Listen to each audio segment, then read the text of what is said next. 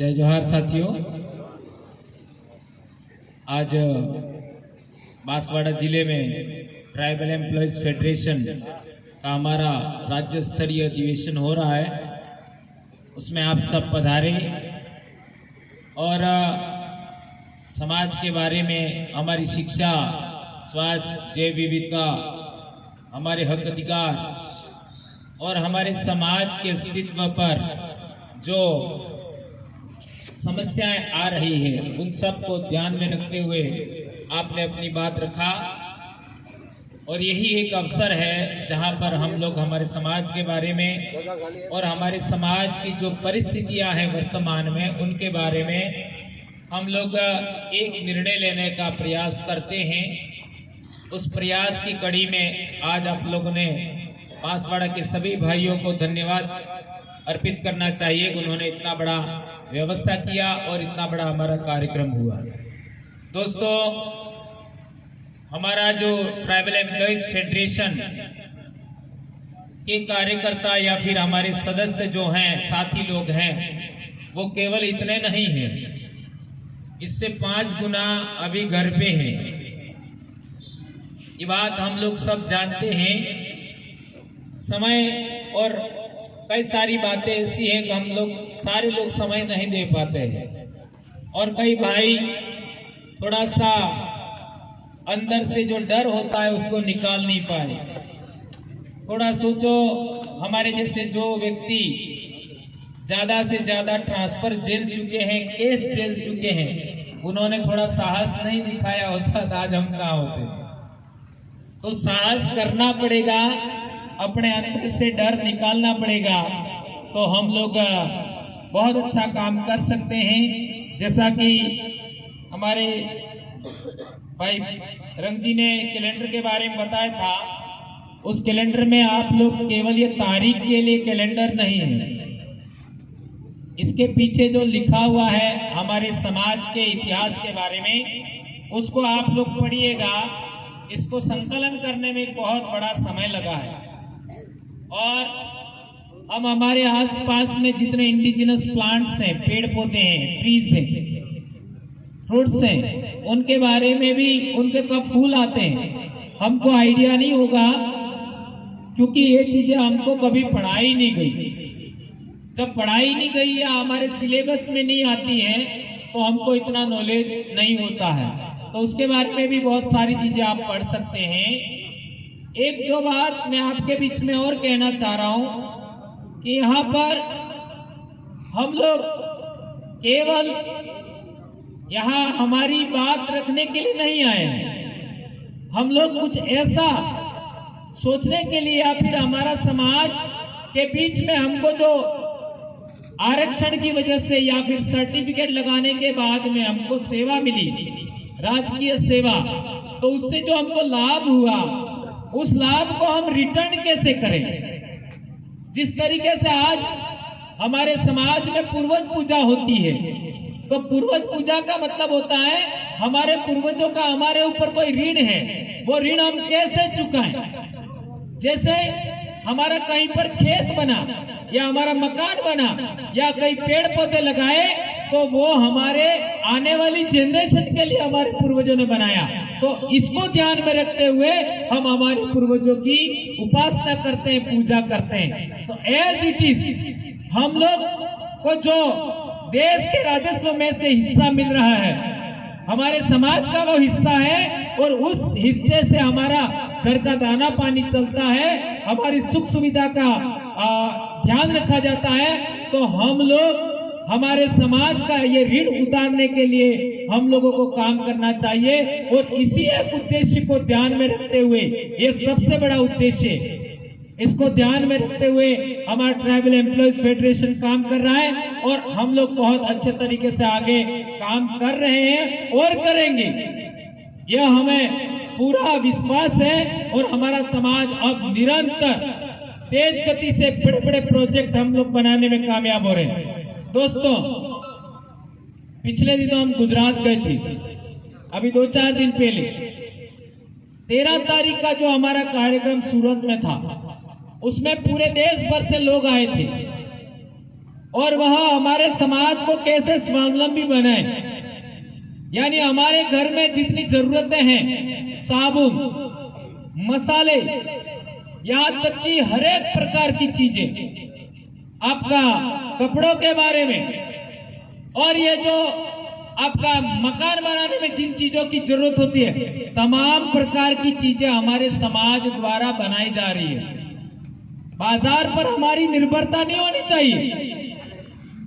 हम लोग हमारे समाज को किस तरीके से स्वावलंबी बनाएं, और उसके लिए खेतीबाड़ी के द्वारा जो चीजें हमें उत्पादित होकर के मिलती है प्राथमिक, इनका द्वितीयक और तृतीयक माल बना करके मार्केट में कैसे बेचें। हमने वहां पर देखा कि कर्मचारी बंधुओं के परिवार में बनी हुई चीजें कर्मचारियों के बच्चे बेच रहे हैं। ये बहुत बड़ी बात देखी। आज मैं बहुत पहले एक बार मैंने वडोदरा में बोला था, गुजरात में। क्या बोला था कि हम हमारे समाज के लिए तो बाद में काम कर रहे हैं, लेकिन हम हमारे खुद के परिवार के लिए पहले काम कर रहे हैं। तो कई लोगों को ऐसा लगा कि यार आपने ऐसा कैसे बोल दिया। इसको मैं 100 उदाहरण समझाना चाहूंगा। आज आप देख लीजिए, हमारे जो मजदूर वर्ग है, किसान वर्ग है, या जिस परिवार में कोई जॉब पे नहीं लगा, सर्विस में नहीं है, उनके बच्चे तैरना जानते हैं, पेड़ पर चढ़ना जानते हैं, नंगे पैर कम से कम 5 किलोमीटर जरूर दौड़ लेंगे, चाहे कितनी भी गर्मी पड़े वो आराम से खुले में रह लेंगे, कितनी भी सर्दी हो उनके स्वेटर नहीं हो। आप लोग स्कूल में बच्चों को देखते ही हो, बनियान तक नहीं होता है, वो रह लेंगे। कितनी भी बरसात है, खेत में वो रोप लेंगे खुशी खुशी। थोड़ा सा यही बात हमारे खुद के बच्चों पर आजमा के देख लेंगे, क्या हालात है। आप लोगों को स्वतः एहसास हो जाएगा कि हमने सुविधा दे करके हमारे बच्चों को कमजोर बनाया। हमें हमारे समाज के बच्चों को हमारे समाज के अनुकूल बनाना है। जिस तरीके से हमारे समाज का बच्चा फाइटिंग स्पिरिट रखता है, वही फाइटिंग स्पिरिट हमारे बच्चों की भी होनी चाहिए। हमारे बच्चों को भी तैरना आना चाहिए, हमारे बच्चों को भी पेड़ पर चढ़ने की स्किल होनी चाहिए। हर 15 दिन में एक फल आता है, हर 15 दिन में, और वो फल क्या हम हमारे बच्चों को खिला रहे? हमारे समाज के अंदर कई सारे धन धान्य पैदा होते हैं, हमारे खेतों के अंदर, हमारे एरिया में, क्या हमने वो सारे धन धान्य या सब्जियां भाजियां हमारे बच्चों को खिलाई? यदि नहीं खिलाई है तो हमारा समाज का जिस तरीके से पहले शारीरिक स्वास्थ्य मजबूत होता था, हम लोग देखने में जरूर कमजोर थे, लेकिन हमारा उम्र कितनी हुआ करती थी सोच लीजिए। आज हमारे बच्चे अच्छे दिख सकते हैं, लेकिन उनकी क्षमताएं कितनी हैं यह हमको जांचना होगा। इसलिए मैंने बताया था कि हमारे बच्चे सबसे ज्यादा आने वाले समय में संकट में हैं। ये बात हमें नोट करनी चाहिए। और इसके लिए जो मैं गुजरात में हम लोग अभी गए थे और हमने देखा, ये जो ग्राउंड है उससे बड़ा ग्राउंड 10 बीघा का ग्राउंड था, और वो सारे कर्मचारियों ने पैसा इकट्ठा करके करोड़ों रुपए की संपत्ति इकट्ठा किया है।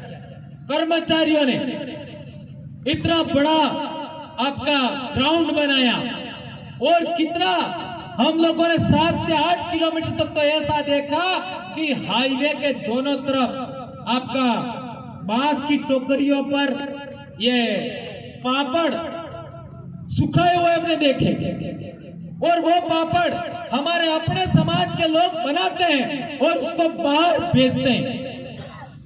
और एक बड़ी बात बताऊं, पिछले साल का 4 करोड़ रुपए का तो अकेला हल्दी पाउडर बेचा। हल्दी पाउडर सोच लीजिए, 4 करोड़ रुपए का। और ये सारे संचालन करने वाले कर्मचारी भाई हैं। इतना बड़ा बात और बहुत सारी बातें मैं आपके बीच में नहीं कहूंगा, क्योंकि वहां हमने क्या क्या देखा। साबुन भी खुद बना रहे हैं, पाउडर, क्रीम, क्या क्या चीजें खाने की। वहां पर हमने ऐसे ऐसे अनाज देखे जो हमने बचपन में देखते थे।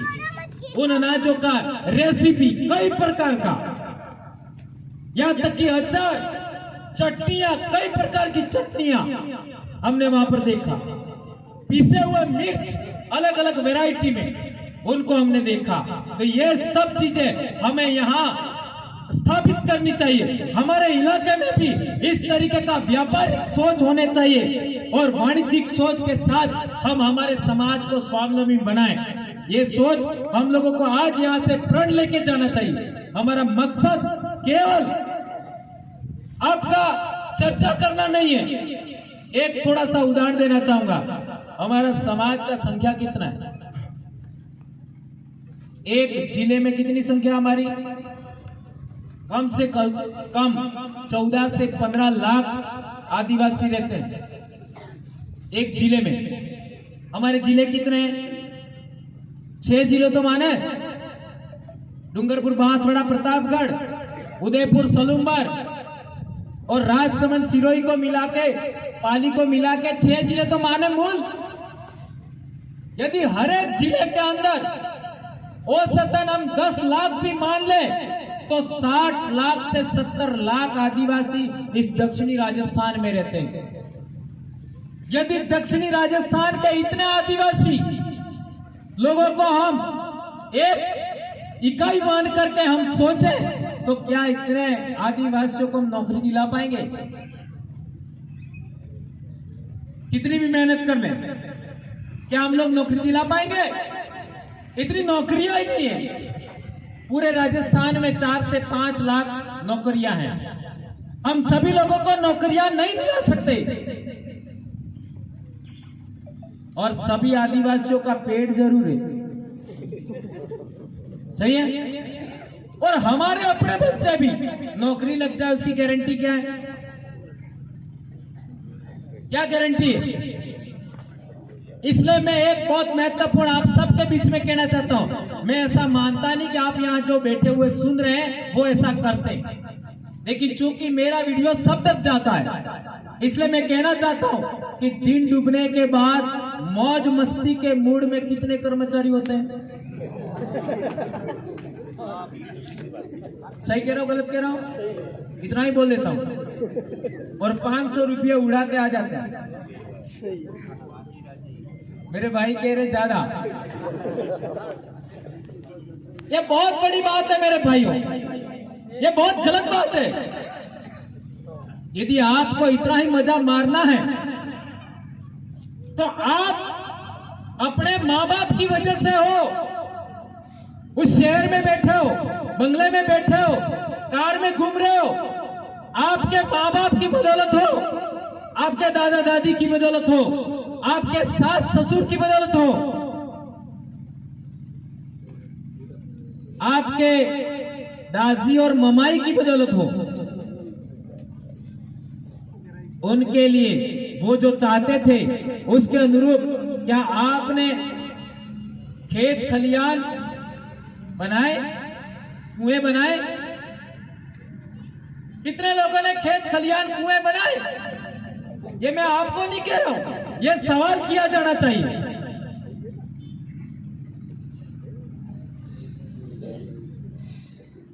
हमारे पैसे का सदुपयोग अच्छी खेती बाड़ी विकसित करने में, अच्छे खेत खलियान बनाने में, अच्छे कुएं बनाने में हमें खर्च करना चाहिए।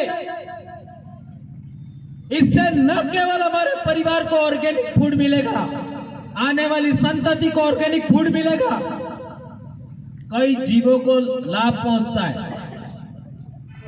क्योंकि अनाज केवल 1-2 जीव नहीं खाते, कई जीव खा जाते हैं उनको भी, और आंखों को कितना सुकून मिलेगा। आजकल आप काटोल के आसपास घूम करके देखिए, इतना खुशी का एहसास होता है, चारों तरफ मक्का ही मक्का है और आदिवासियों को तो ऐसी जगह स्वर्ग जैसी लगती है। हाँ, भक्तों को मरने के बाद वाला स्वर्ग ज्यादा पसंद है, ये अलग बात है।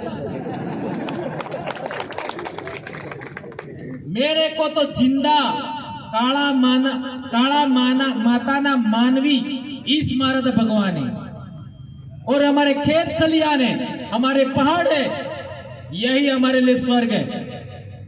दोस्तों, जिस तरीके से हमने देखा, अभी बात चल रही थी कि कई लोग डोनेशन देते हैं, ऐसे काम के लिए डोनेशन देते हैं जिसका हमारा कोई संबंध नहीं है। इसलिए मैंने ये बात रखी। और कई भाई शाम के टाइम में कम से कम 500 रुपया ऐसे उड़ा देते हैं, इसलिए मैंने बात रखी। एक और बात, बहुत महत्वपूर्ण बात कह रहा हूं मैं। ट्राइबल एम्प्लॉयज फेडरेशन को किस रूप में विकसित कर रहे हैं हम लोग?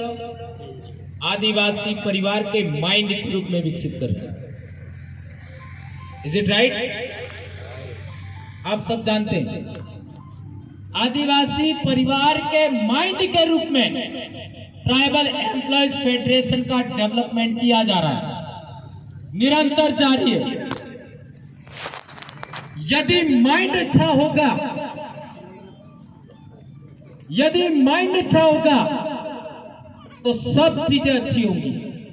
माइंड सही होगा, निर्णय सही होगा, और निर्णय सही होगा, व्यवस्था सही होगी, और व्यवस्था सही होगी, हर काम सही होते चले जाएंगे। और आदिवासी परिवार ने जो व्यवस्था कायम किया है, उस व्यवस्था का तोड़ किसी के पास नहीं है।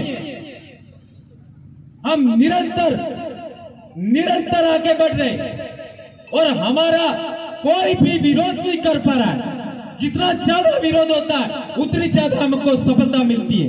ये बात आप लोगों ने देखा होगा। यदि आप आदिवासी परिवार के माइंड हैं, यदि आपको निर्णय करने का पावर दिया है, तो आप लोगों को निष्पक्ष न्याय करना सीखना होगा। और निष्पक्ष न्याय करना इतना आसान नहीं होता। निष्पक्ष न्याय करने के लिए आप लोगों को भी बगैर पक्षपाती होना चाहिए, बगैर पक्षपाती। और यदि आप बगैर पक्षपाती होते और आपका लक्ष्य अपने समाज को आगे बढ़ाना है, कई लोग कहते हैं कि हमें सभी समाजों के लिए काम करना चाहिए। आज सबसे ज्यादा हाशिए पर कौन सा समाज है? आदिवासी समाज। 8वीं में किताब है, सामाजिक में एक पाठ है, हाशियाकरण की समझ, वो आदिवासी के लिए पाठ है। कई लोग तो इस पाठ को आज तक पढ़े ही नहीं, वो टीचर के अलावा लोग दूसरे लोग जानते ही नहीं। उसमें जो बातें लिखी है समाज के सामने हम रखें। और दूसरी बात, हम सबसे ज्यादा हाशिए पर है, नंबर 1। और दूसरा, हर एक दूसरा समाज जब आदिवासी की बात आती है तब वो थोड़ा सा भेदभावी हो जाता है। Am I right? जब आदिवासी की बात आती है तब हर एक दूसरा समाज थोड़ा सा भेदभावी हो जाता है। तीसरी महत्वपूर्ण बात है, हम लोग इंडिजिनस पीपल हैं। इंडिजिनस यानी हमारे पूर्वज लाखों पीढ़ियों पहले यही पैदा हुए, इसी मिट्टी के हैं हम। जिस तरीके से महुआ यहाँ पैदा होता है, सागवान यहाँ पैदा होता है, इस तरीके के जो यहाँ इंडिजिनस प्लांट्स हैं, इंडिजिनस ट्रीज है, इस तरीके से इंसानों में हम लोग यहाँ इंडिजिनस है। और अगली बड़ी बात है कि हमारे पूर्वज थोड़ा समय पहले, 500 साल पहले हमारे पूर्वज राजा थे। 1530 तक तो बांसवाड़ा में हमारा राजा था। उस समय मुगल लोग आए थे। जब मुगल लोग भारत में आ चुके थे तब बांसवाड़ा में हमारा भील राजा था, और कुशलगढ़ का राजा तो और बात तक था। जब हमारे पूर्वज राजा हुआ करते थे तब ये समतल जमीन किसके पास थी? किसके पास थी? हमारे पास। और आज हमारे पास क्या है? पहाड़ और जंगल, और अभी खनन के नाम पर, वन के नाम पर हमारे समाज से पहाड़ भी छीने जा रहे हैं। और तो और सुप्रीम कोर्ट के जजमेंट होने के बावजूद, संविधान होने के बावजूद, 5वीं अनुसूची होने के बावजूद आदिवासियों को तो जंगल से बाहर किया जाता है और उद्योगपतियों को जंगल अलॉट किए जा रहे हैं। हसदेव का उदाहरण, 5वीं अनुसूची क्षेत्र में ही हसदेव है और 5वीं अनुसूची क्षेत्र के अंदर ही केवड़िया है और 5वीं अनुसूची क्षेत्र में ही सातपुड़ा है, जहां 7 डैम बना रहे हैं, पहाड़ों के नीचे टनल बना रहे हैं, सारा पहाड़ डुबो देंगे।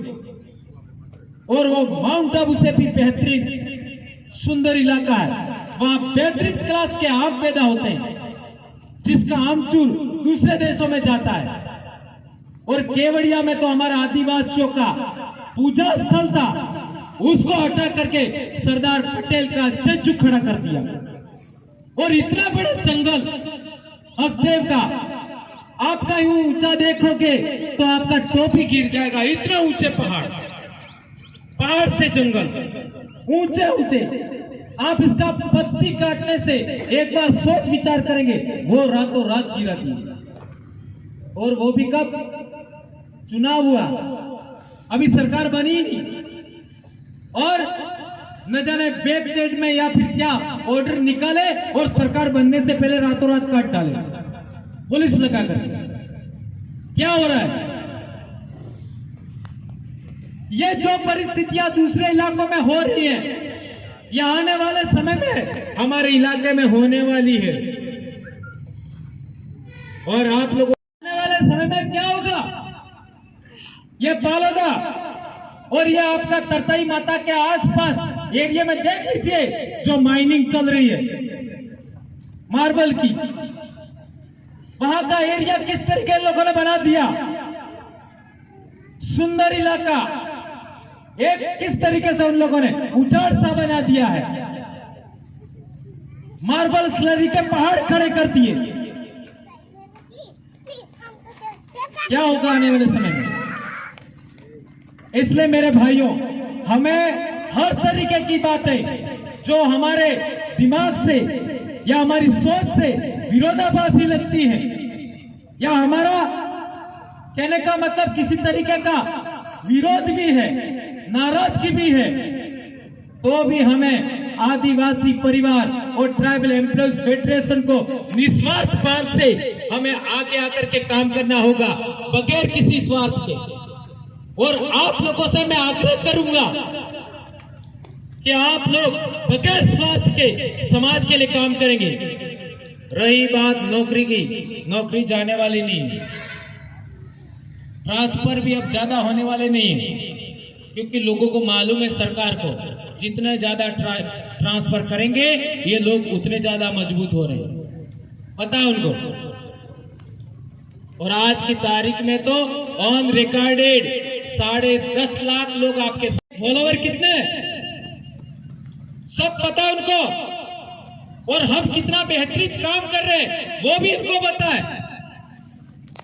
लेकिन पेट उनके साथ भी जुड़ा हुआ है, उनके साथ भी पेट जुड़ा हुआ है, और वो लोग श्रम नहीं करने वाले लोग हैं और हम लोग श्रम करने वाले लोग हैं। और श्रम नहीं करने वाले लोग हैं, वो श्रम करने वाले लोगों पर निर्भर होते हैं, ये बात ध्यान रखनी होगी। जिस तरीके से मांसाहारी जीव शाकाहारी जीवों के बगैर जिंदा नहीं रह सकते, उस तरीके से श्रम करने वाले लोगों के बगैर श्रम नहीं करने वाले लोग जिंदा नहीं रह सकते। इसलिए आप लोगों को देखा होगा आप लोगों ने कि हम खेतों के बगैर नहीं रह सकते, हम जंगल के बगैर नहीं रह सकते, हम पहाड़ के बगैर नहीं रह सकते, वैसे वो लोग दुकानें के बगैर नहीं रह सकते, वे लोग उद्योग धंधों के बगैर नहीं रह सकते, और कई ऐसे लोग हैं जो मंदिरों के बगैर नहीं रह सकते, क्योंकि उनका रोजगार का मामला है। हम क्यों मरे जा रहे हैं? हम क्यों मरे जा रहे हैं? अरे भैया गारंटी है। और यदि किसी को गिला शिकवा शक है इस बात में कि हम मरने के बाद वापस नहीं आने वाले हैं, तो चर्चा मेरे से ही एक बार कर लो ना, क्या दिक्कत है? इतना कंफ्यूज रहने की क्या जरूरत है? नहीं आएंगे। किसी को अभी विश्वास है कि आप मरने के बाद वापस आएंगे? और किसी को विश्वास है कि स्वर्ग में जाएंगे? नहीं जाएंगे, और नरक में भी नहीं जाएंगे। न स्वर्ग में जाएंगे, न नरक में जाएंगे, न मरने के बाद वापस आने वाले हैं। लेकिन हमारा पुनर्जन्म हमारे बच्चों के रूप में हो चुका है। और यदि आप जाओगे तो खड्डे में जाओगे, इसकी पूरी गारंटी है, तय है। बराबर?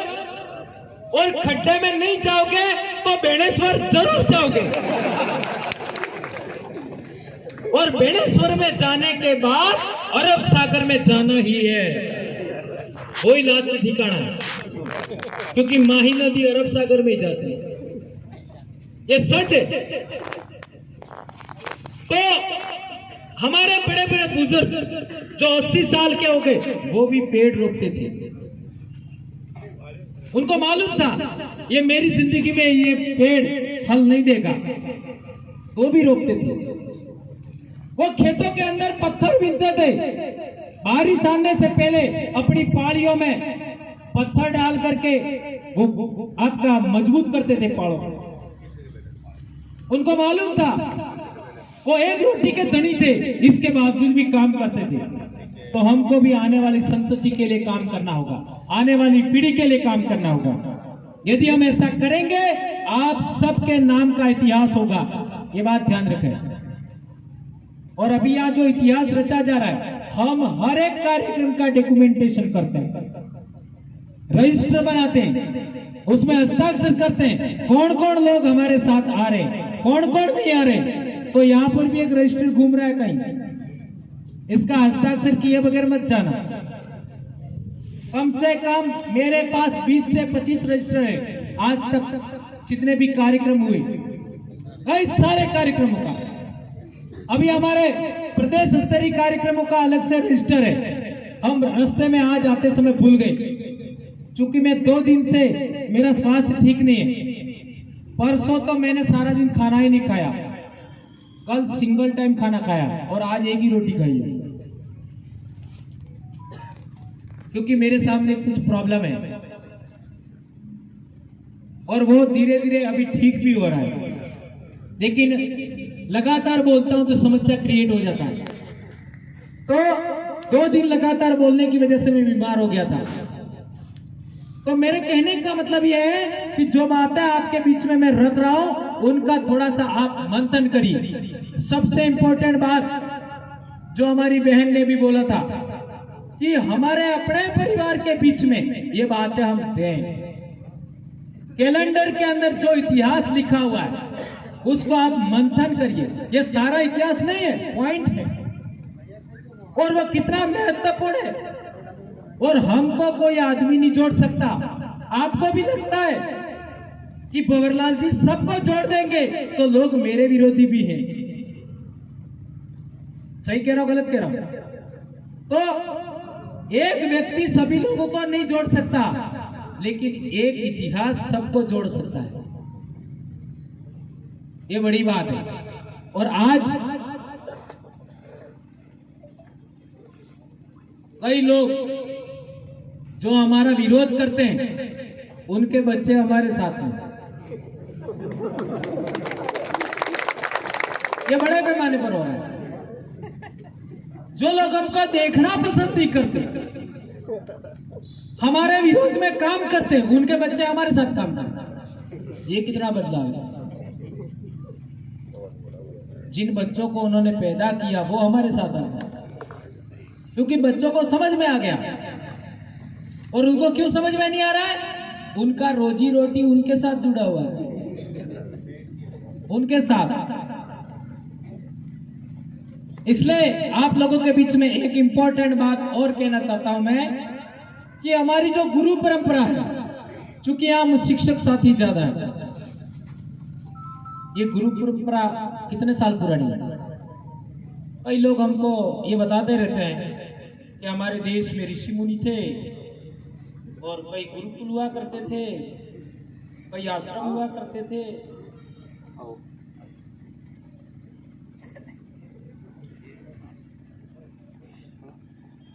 कितने गुरुकुल का नाम पता आपको? बहुत बड़ी बात, आप लोगों को सवाल करना चाहिए कहीं भी हम ट्रेनिंग में जाए। कितने गुरुकुल की बात जानते हैं हम? मुश्किल से 10, मुश्किल से 10, और खंगाल करके देख लो। एक तो बड़ी समस्या ये है कि हमने वो किताबें पढ़ी नहीं। यदि पढ़ते हैं तो उसमें बहुत गंभीर बातें लिखी हैं, गंभीर बातें।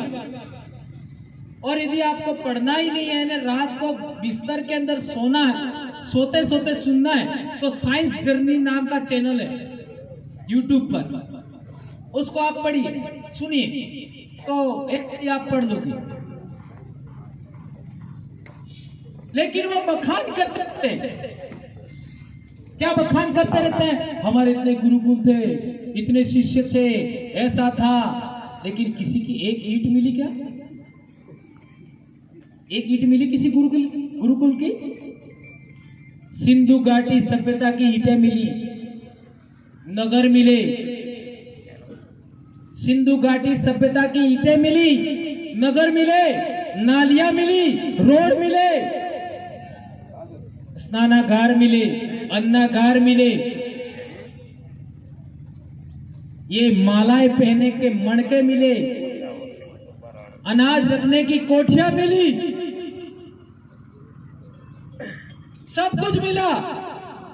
वहां लिपि मिली, लिखावट आज तक पढ़ी नहीं गई,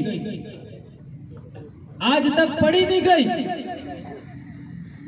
तो ये जितनी किताबें लिखी हुई है इसके बाद की होगी ना, क्योंकि सिंधु घाटी सभ्यता की लिपि पढ़ी नहीं गई, तो जो लिखी हुई बात है इसके बाद की होगी। या उनके समझने के लिए बात नहीं कर रहा हूं, आपके समझने के लिए। एक सवाल और, अब वो लोग बताते हैं ये चीजें लिखी है, ये कितना साल पुरानी है, तो क्या बोलते हैं? क्या बोलते हैं? हजारों साल पर कितने हजारों साल? 5000 साल। ठीक है, यदि ये बात मान ले कि 5000 साल पहले है, तो सिंधु घाटी सभ्यता कितने साल पुरानी है? 3.5 से 4.5 साल। खारिज हो गया दावा। सिंधु घाटी सभ्यता 2700 बीसी से है, 2700 बीसी में 2024 जोड़ दो, 4700 साल। 4700 साल पहले की लिपि पढ़ी नहीं गई, तो ये कितना बड़ा कपोड़ा है? और कई लोग सत्यार्थ प्रकाश को पढ़ोगे, 1,96 लाख साल पहले वेद लिखे गए लिखा हुआ है सत्यार्थ प्रकाश में, 1,96 लाख। इस धरती पर इंसान कब, होमोसेपियंस कब बना? देखिए सवाल है, ये हमारे दिमाग में होना चाहिए। होमोसेपियंस ना तो 3 लाख साल पहले, 3 लाख साल पहले होमोसेपियंस मिल रहे। दूसरा 3 लाख साल पहले होमोसेपियंस के प्रमाण मिले पुरातात्विक।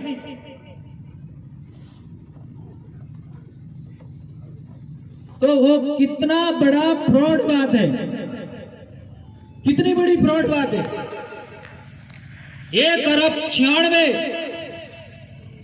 करोड़ या लाख, ऐसा मेरे को एग्जैक्टली पता नहीं है, 1,96 करोड़ शायद, ऐसा ठोक मारा और उसी आदमी को हमारे गोविंद गुरु का गुरु बता दिया है? कितनी बड़ी बात उन लोगों ने ठोक मारी। तो होमोसेपियंस है वह 3 लाख साल से ज्यादा का पुरावशेष नहीं मिला। ये बात हमको जानकारी होनी चाहिए। और तो और आपका 10,500 साल पहले 11,000 मान लो, 11,000 साल पहले तो इस धरती पर हिमयुग था। हिमयुग का मतलब समझते हो? पूरा बर्फ था इस धरती पर, हिमयुग था, बर्फ था। जब बर्फ था तो इतनी सभ्यता कहां थी भाई? इतने इंसान कहां थे? यह सवाल करना होगा। इसका मतलब ये जितनी सभ्यता हम देख रहे हैं 10,000 साल बाद, देश आजाद होने के टाइम में उम्र कितनी थी? औसतन उम्र कितनी थी? ये तो देश आजाद होने के बाद की बात है, 100 वाली। तो जब हमारा समाज एक जगह ठहरता नहीं था, इधर से उधर भागना पड़ता था, है ना? ये भी समझना है कि हमारा समाज एक जगह ठहरा कब, ये भी इतिहास थोड़ा आने वाले समय में बताएंगे। एक जगह से दूसरे जगह पलायन करना पड़ता था आदिवासियों को, इधर से उधर जंगल में। उस टाइम हमारे समाज के लोगों पर आक्रमण भी होते थे। जब आज हमारे गांव पर आक्रमण हो जाए, माना कि लट लेके कोई आ जाए ठोकने के लिए, तो कितने भाग पाएंगे? सोचो, 5%। बाकी या तो गुलाम बन जाएंगे या मारे जाएंगे या हाथ पैर तोड़े जाएंगे। तो कितना बड़ा नरसंहार हुआ होगा, ये भी सोच सकते हो। कितना बड़ा कन्वर्जन हुआ होगा दूसरे समाजों में, दूसरे धर्मों में। ये बात आप समझ सकते हो। औसतन उम्र 40 से 50 थी, औसतन उम्र, इससे ज्यादा नहीं थी। और फिर हॉस्पिटल कहां थे? कोई भी बीमारी हुई सीधे, कोई इलाज नहीं था, कोई इलाज नहीं। और सपनों काल पर जो तारे थे, मौका न सोड़ा ने जानवर न हटकर न चूरो बनाई बनाई ने बाप दादा जीवता रहे जाम कई। इन अकालों में कितने मरे होंगे? डूंगरपुर का इतिहास पढ़ो, इस अकाल के टाइम में कितने % लोग मर गए, उनमें आदिवासी कितने होंगे? हमें अकालों का इतिहास भी जानना होगा। आज जो लोग समतल जमीन पर बैठे हुए, उनका इतिहास भी जानना होगा। हम पहाड़ में कैसे आए, जंगल में कैसे आए, वो इतिहास भी जानना होगा। इसलिए मैं कहना चाहता हूं कि धर्म का भूत जिन लोगों पर चढ़ा हुआ है, बताइए, आपकी आने वाली पीढ़ी खतरे में है, आपका समाज खतरे में है। एक और बात, गुरु परंपरा की बात चल रही थी, तो हमारे गुरुजी कौन थे? संत गोविंद गुरु महाराज। उनसे पहले गुरु कौन हुए? संत सुरमाल महाराज। उनसे पहले गुरु कौन हुए? संत मावजी महाराज। उससे पहले गुरु कौन हुए? कबीरदास जी, रविदास जी, ठीक है। उससे पहले रामापीर, उससे पहले सूफी संत। सूफी संत यूं कह दिया तो आपके मन में कुछ अलग सा भाव भी आ सकता है। आज ये जो भजनावली है, भजन और भजनों में जो नाचने का आइडिया है, वो कहां से आया है? कहां से आया है? इसलिए हमारे छाणी मंगरी पर एक धूनी दरिया पीर की भी है। और एक उदाहरण दूं, कोट में आदिवासी क्यों जा रहे मजार पर? ये मालपुर में क्यों जा रहे हैं? और अजमेर के जो खादी में वो कौन है, उनका इतिहास देखिए। और खानदेश के अंदर भील तो ऑलरेडी मुसलमान है आज भी, वो पायल तड़वी मुसलमान ही थी। सूफी संतों से पहले नवनाथ 84 सिद्ध गुरु परंपरा है, नवनाथ 84 सिद्ध। उनसे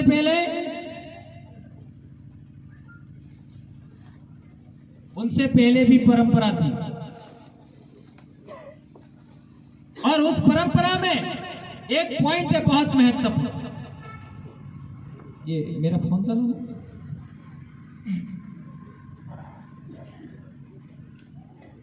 बहुत बड़ी, क्योंकि इसका आजकल बहुत सारा गलत व्याख्या हो रहा है, इसलिए मैं बताना चाहता हूं।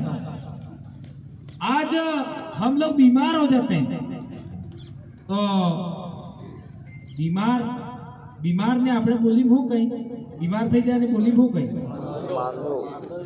માદો, पर मादो फेर बिंदु કહેવાય,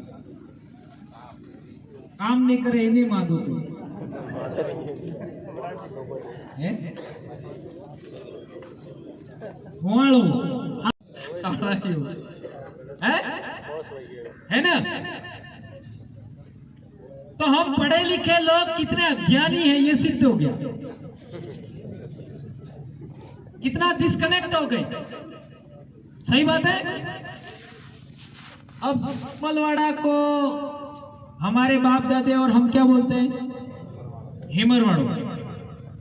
उन लोगों ने क्या बना दिया, हकवाड़ो थकी सागवाड़ा, हाबड़ू साबला, बराबर, हड़ुम्बर सलुम्बर, ह और स, ये बात भी समझिए, ये बात बहुत महत्वपूर्ण है। अब सवाल पैदा होता है कि हिंदी भाषा के अंदर हमारे शब्द मैच क्यों नहीं करते। जब हिंदी भाषा में हमारे शब्द मैच नहीं कर रहे तो संस्कृत भाषा में भी मैच नहीं करेंगे। बकरी को संस्कृत में क्या बोलते हैं, अजा, और हमारी बोली में बकरी को क्या बोलते हैं, बुकड़ी। बुकड़ी तो बकरी हर को लागे। एक और शब्द है साड़ी, ये न हिंदी मैच था न संस्कृत में मैच था, है? और भेड़ होती है, भेड़, उसको संस्कृत में क्या बोलते हैं,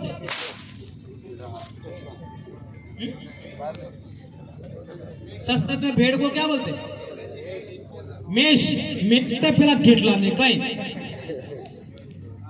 शायद अवी बोलते हैं, अवी। और आपने बोली वो बोले घेटलो, ऊ एणायवा है, बाकरो, रोकड़ो, है ना, वो मैच नहीं करता। हिंदी भाषा के अंदर भाषा के भी शब्द है, फारसी भाषा के भी शब्द है, अरबी भाषा के भी शब्द है, संस्कृत भाषा के भी शब्द और प्राकृत भाषा के भी शब्द है। अब सवाल पैदा होता है प्राकृत भाषा होती क्या है। तो आदिवासियों की बोली के अंदर जो भाषा है वो प्राकृत भाषा है, और प्राकृत भाषा में लिखे हुए हमारे देश में बहुत सारी शिलालेख मिली। प्राकृत भाषा में हमारे देश में विश्वविद्यालय हुआ करते थे, अभी तक 70 के आसपास विश्वविद्यालय मिले, उनके पुरातात्विक अवशेष मिले। और आप सब जानते हो आज से 2500 साल पहले तक्षशिला का भी विश्वविद्यालय था, तक्षशिला का 2500 साल पहले। और नालंदा विश्वविद्यालय तो हमारे देश में दिल्ली सल्तनत की स्थापना के बाद में उसको चलाया। 6 महीने तक उसकी लाइब्रेरी चलती रही, 6 मंजिला लाइब्रेरी थी। उसके अंदर 10,000 विद्यार्थी पढ़ते थे, 10,000, और 2,000 शिक्षक पढ़ाते थे। क्या हमारे देश में एक भी स्कूल ऐसी है? एक भी विश्वविद्यालय ऐसा है? दुनिया के दूसरे देशों से लोग केवल ज्ञान के लिए आते थे। आपको इतिहास पढ़ाया कि हमारे देश को लूटने के लिए लोग आए, अंग्रेज लूट के ले गए। कई सारे इस्लामिक आपका आक्रमणकारी थे, वो भी लूट करके लेके गए। लेकिन हमारे देश में पढ़ने के लिए लोग आते थे और यहाँ की किताबें लेके बाहर जाते थे, ज्ञान लेके बाहर जाते थे। ये इतिहास नहीं पढ़ा है। और वो विश्वविद्यालय, वो इतिहास, वो किताबें प्राकृत भाषा की थी। और वो प्राकृत भाषा आज हमारी बोली के अंदर जिंदा है। इसलिए भारत देश के अंदर आदिवासियों की बोली को सबसे ज्यादा खतरे में आज इन लोगों ने डाला है। नेपाली भाषा हमारे देश की है क्या? वो 8वीं अनुसूची में। सिंधी भाषा हमारे देश की है क्या? वो 8वीं अनुसूची में। और भीली हमारे देश का इंडिजिनस स्पीच है। गोंडी भाषा हमारे देश की इंडिजिनस स्पीच है। उसको आज भी 8वीं अनुसूची में नहीं बनाया, 8वीं अनुसूची में नहीं डाला, उसका कोई डिक्शनरी नहीं बना। जबकि एक अंग्रेज ने 1895-96 में डिक्शनरी बनाया था, लिखा हुआ है। लेकिन इन लोगों ने उसको भी भुला दिया। तो हमारा काम कितना बड़ा है यह आप सोच सकते हैं मेरे भाइयों। कितना बड़ा हमारा मिशन है, इसको आप लोग समझेंगे, ऐसी मैं आशा करता हूं। गोविंद गुरु महाराज वाले ने जय सीताराम बोला, वो तो बोले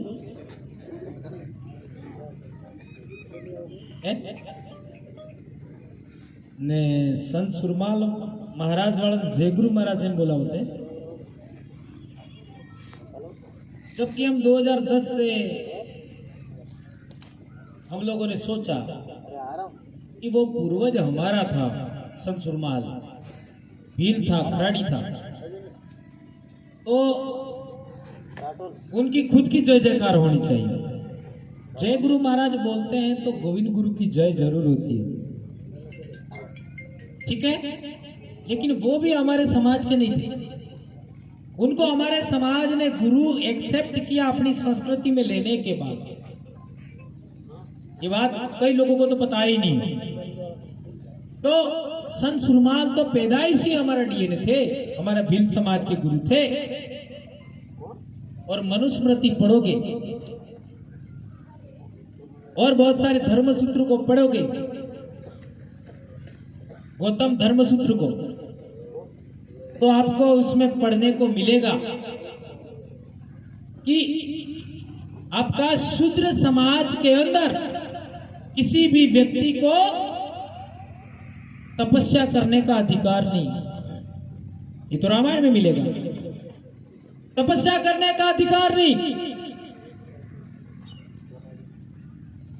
जब तपस्या करने का अधिकार नहीं है तो गुरु बनने का अधिकार नहीं है, ज्ञान प्राप्त करने का अधिकार नहीं है। और मनुस्मृति पढ़िए तो संत सुरमाल महाराज को शीशा पिलाया था, वो कानून किसका था? उसके लिए गौतम धर्मसूत्र पढ़िए, उसके अंदर लिखा हुआ है।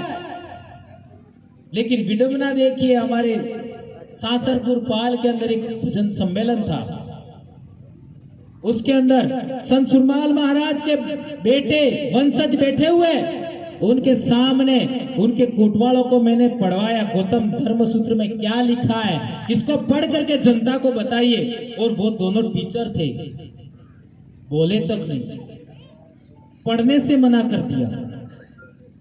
कितनी बड़ी बात है। सच सच बोलना नहीं चाहते, सच सुनना नहीं चाहते, सच स्वीकार करना नहीं चाहते।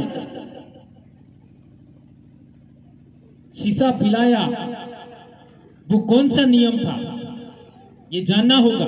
ये अंग्रेजों का नियम नहीं था, लेकिन ढोल दिया अंग्रेजों पर। तो हमने 2010 में तय किया कि जय संत सुरमाल बोलना चाहिए।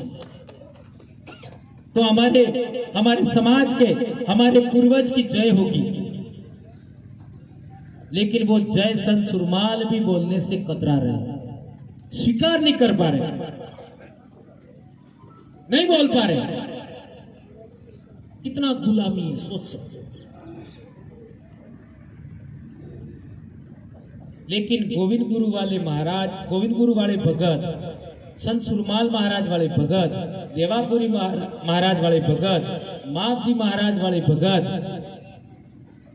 वाल्मीकि महाराज दातपुरी वाले उनके भगत, रामापीर वाले भगत, जितने भी भगत हैं वो सभी एक संबोधन जरूर बोलते हैं। जैसा पूरे देश के आदिवासी एक संबोधन बोलते हैं, जोहार, इसी तरीके से सभी भगत भी एक संबोधन जरूर बोलते हैं, सदगुरु देव की जय। एम आई राइट? सदगुरु देव की जय। और संत सुरमाल महाराज के जमाने में वो जिंदा थे, तब एक अंग्रेज ने किताब लिखा। उस किताब के अंदर उसके संत सुरमाल महाराज की भक्ति किस तरीके की थी, उसके बारे में एक बात लिखी। क्या लिखा है? Sinless God, sinless God. Sinless God का अर्थ क्या होता है? ऐसा ईश्वर जिस पर कोई दाग नहीं है, बेदाग, निष्कलंक। अब जितने भी ईश्वर हैं या जिनको ईश्वर माना जाता है, उनके ऊपर दाग है कि नहीं आप सोच सकते हो, उनके चरित्र पर, उनकी कथा कहानी पर। तो फिर हमारे पूर्वज संत सुरमाल महाराज किस तरीके के भगवान की बात करते थे, वो आप सोच सकते हो। दूसरी बात कहा, लाइक ए एयर, यानी उनका भगवान हवा के समान है। और तमारे घेर ने आसपास भूतेड़ो आवी जाए, एक गड़ा आई बाप हो गई, पूर्वज बाप सी आप जाए कब गलती થઈ ગઈ તો માફ કરજો, તમારા નામનો દીવો કરે, પણ આ સાર ને આ ઘેર ઉડાડી દો। लाइक एयर, यही बात था इसमें। हम हवा के अंदर भगवान को मानते थे। और तुम्हारे शरीर में हवा है, एटलीस्ट बार તમે हो, हवा नकली गीते तो તમે हवा में जवाना हो। हमारे पूर्वज कहाँ हैं?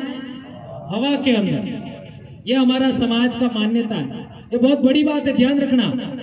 हम हमारे पूर्वजों को किस में देखते हैं? हवा के अंदर। ये बात ध्यान रखनी होगी। और एक महत्वपूर्ण बात है, विदाउट एनी फॉर्म। क्या लिखा है? Without any form. यानी संत सुरमाल महाराज जिस ईश्वर की कल्पना करते हैं, जिस भगवान की बात करते हैं, उसका कोई आकार प्रकार नहीं है।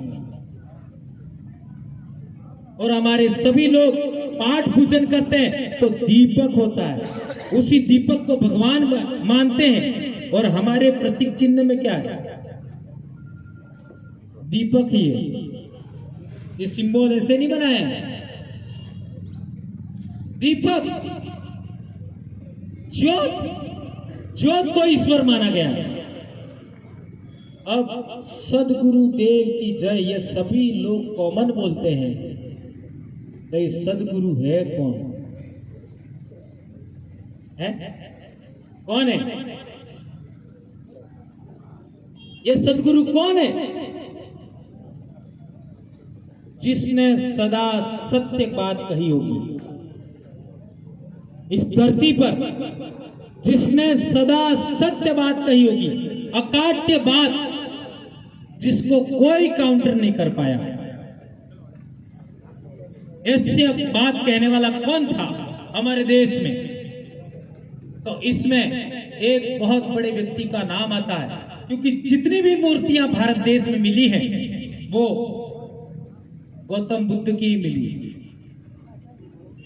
इसके अलावा किसी नहीं मिली। तो उनका एक सूत्र है, वो आपको मैं सुनाना चाहता हूं। धम्मपद यमक भगो 5 न ही वेरेन वेरानी सम्मतिद उदाचन अवैरेन च सम्मति एस धम्मो सनातनो।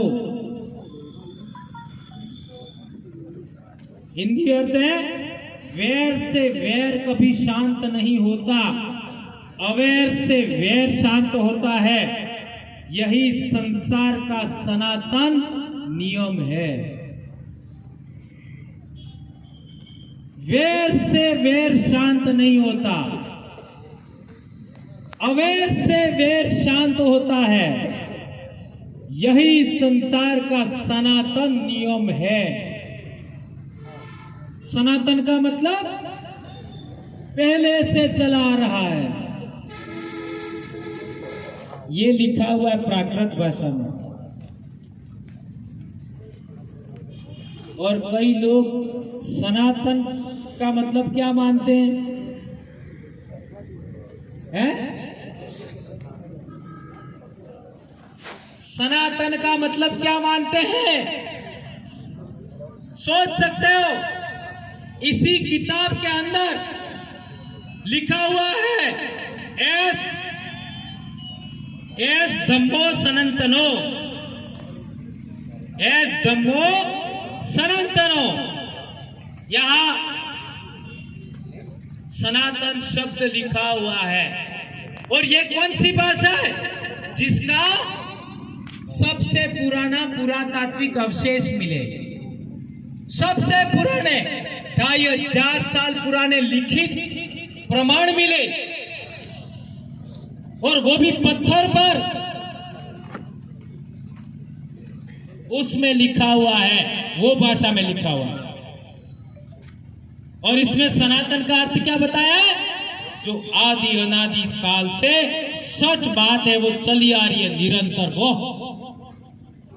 अब सदगुरु देव की जय और सनातन, इसमें कुछ मैच हो रहा है? हो रहा है? चलो एक उदाहरण और दे देता हूं। भगत आपने बोला नहीं, वो दूसरे लोग क्या बोलते हैं? भक्त। अपन क्या बोलते हैं? भगत। वो लोग क्या बोलते हैं? भक्त। ठीक है। अब भगत हैं, वो प्राकृत भाषा में भी एक ऐसा शब्द है भिक्षु। जो ये सनातन बातें थी, जो ये शिक्षा थी, उनका निरंतर प्रचार करने वाले जो लोग थे उनको भिक्षु कहते थे। तो भिक्षु से ही भगत आया है, भिक्षु से ही भगत आया है। और यदि इस बात को और क्लियर करना है, एक और बात बताता हूं। हमारे पाठ पूजन होता है, उसके अंदर केवल एक दीपक होता है, केवल एक दीपक। और आज आप सिक्किम जाओ, इस साल हमको समय मिला तो हम सिक्किम का टूर कराने वाले हैं, आदिवासी परिवार के कार्यकर्ता सिक्किम का।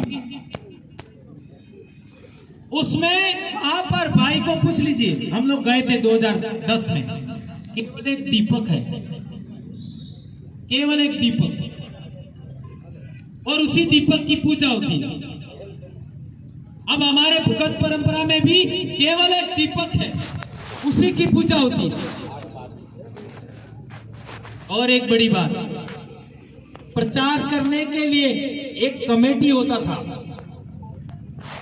और हमारे भी मेट कोटवाल भंडारी दीवान एक कमेटी हुआ करती थी। और तो और अब ये जो शामला जी है, शामला जी आज का नया नाम है, उसका पुराना नाम क्या है? उसके पुरावशेष मिले वहां पर, बौद्ध स्तूप मिला, उसका पुराना नाम क्या है? देवदी मोरी। और शामळाजी का एक बहुत फेमस भजन है, उसमें शामळिया का जो ध्वजा है, वो ध्वजा का रंग कैसा बताया उस भजन में? धोली धजाए वालो शामळियो महाराज, धोली धजाए वाला शामळिया महाराज, बराबर। और शामळिया ने आसपास वाला कीवी धजा वाला है।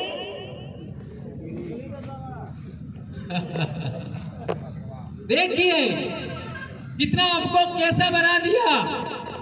और आजकल हमारे गोविंद गुरु संत सुरमाल महाराज के भगत पहले कैसे कपड़े पहनते थे?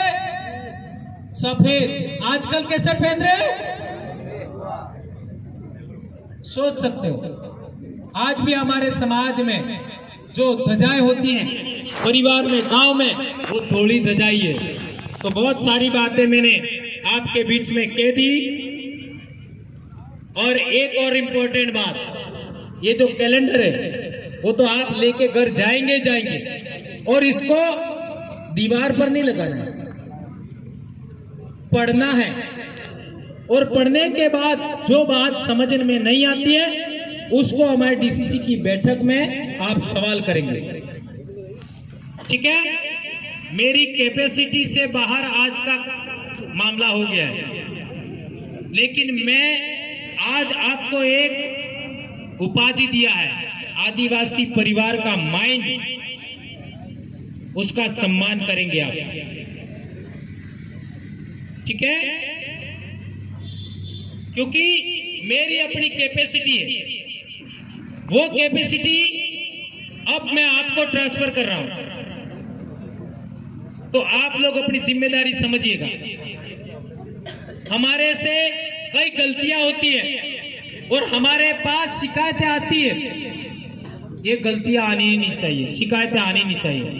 मैं कौन सी गलतियों की बात कर रहा हूं ये आप सब जानते हो, मुझे कहने की जरूरत नहीं, ठीक है?